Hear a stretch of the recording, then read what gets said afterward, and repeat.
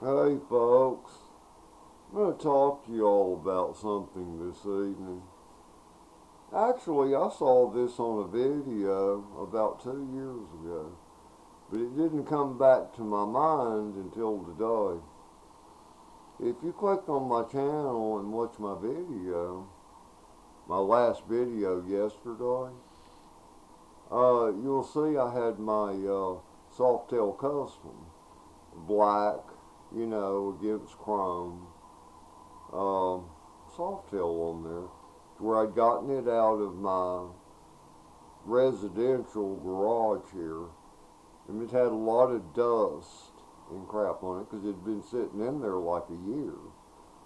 And I washed it with soap and water real good and sprayed it off with the garden hose and all that. Okay, and I started it up, rode it up by my porch, to start cleaning. You have to fine clean chrome areas where you missed or whatever and wipe the water off to keep water spots from happening, on your paint and your chrome. And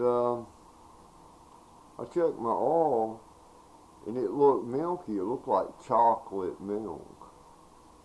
It looked like chocolate milk. It was still oily, when I'd wipe the end of it here. It was still oily. And I'm like, man, why does it look like chocolate milk?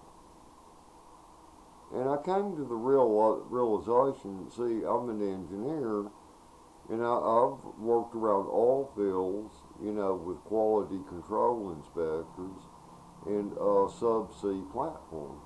And I thought, man, this is damned emulsified oil in this damn oil tank. I'm like, what the hell? I'm like, if it was a water-cooled engine, I'd think I had a cracked head or a blown head gasket. But I'm like, what the hell? I've got an air-cooled Harley Davidson V-twin. How the hell did water get emulsified in my oil? Okay, it didn't occur to me until after I corrected the oil problem what I had heard of about 2 years ago, and I thought, okay, now I know what happened. You see these temperature gauges they put on these dipsticks? Okay, this is what's on my 2002 Softail, or yeah, Softail Custom, and my 97 Fat Boy. You see these? And it's got this piece of chrome. Okay, the rubber part was sealing real good on the Softail Custom.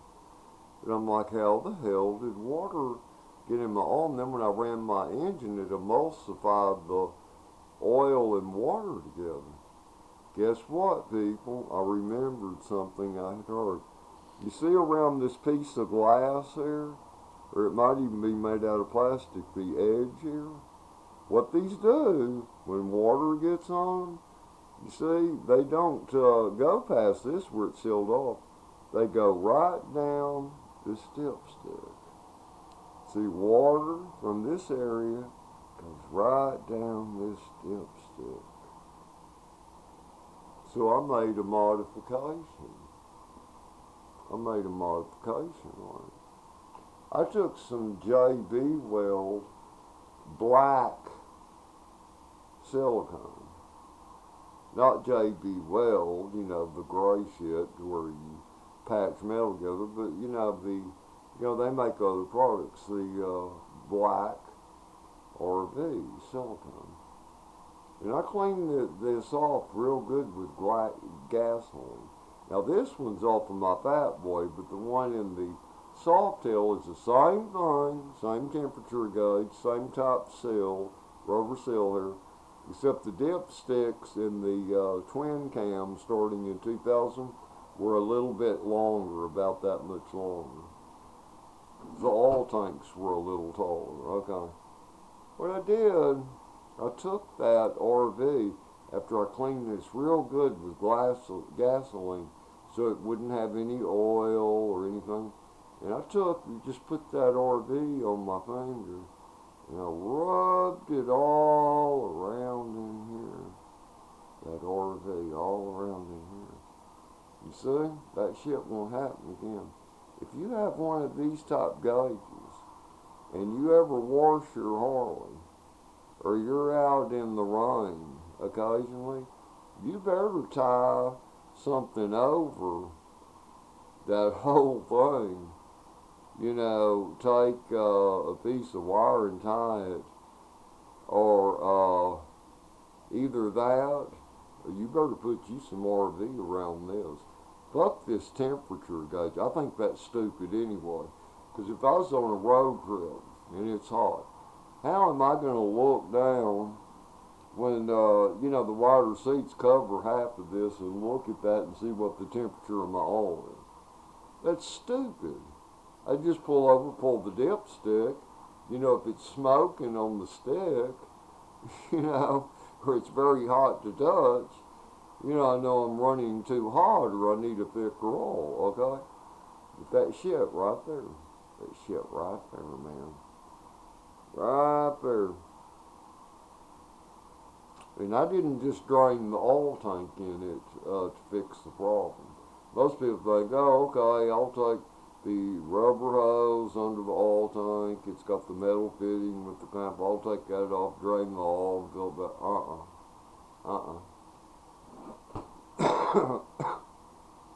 Here's what I did. I purged my system. After I drained the oil out of that oil tank, okay, I poured some fresh oil in it, about a half cup, to get any shit, you know, that might have been clinging to the inside of the oil tank. Okay. After I reinstalled that, what I did, okay, I cranked. Well, I didn't crank the engine yet. I took the oil filter off of it. Okay, I took a pan I had, and I set the oil filter upside down so it could be draining out. Okay?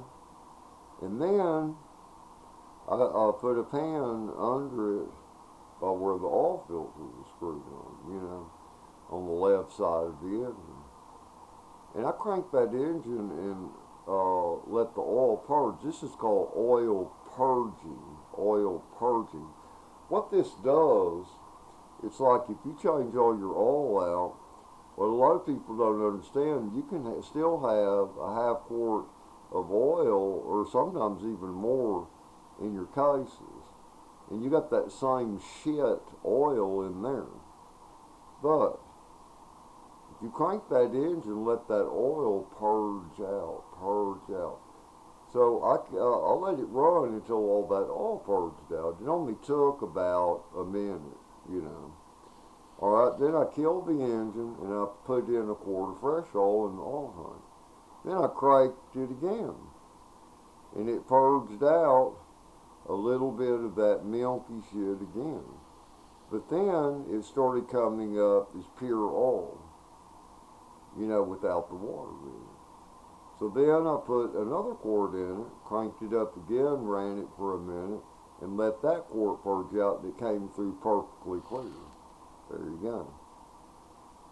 go. Then, you know, I put a new oil filter on it, and filled up the oil in my oil tank and refilled it. But you know, that's a good idea on Harleys, but be careful, don't run them too long. After you drain those oil tanks, go ahead and take your oil filter off, start them up, let them run about a minute, and purge that shit oil out of those cases. It will.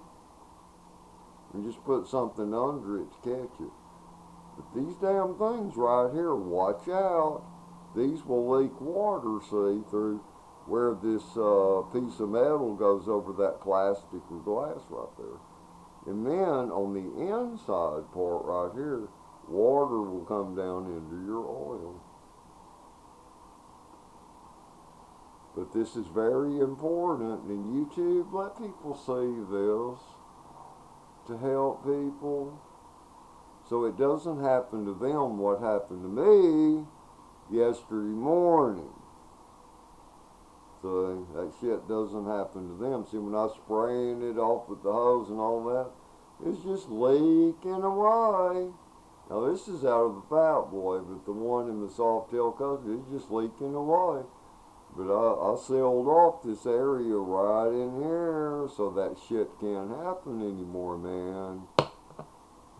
But anyway, as I always say, Jesus Christ is the answer. He's our Savior, people. And remember, we're all going to die eventually. Get ready. Get ready. I love you, Jesus Christ.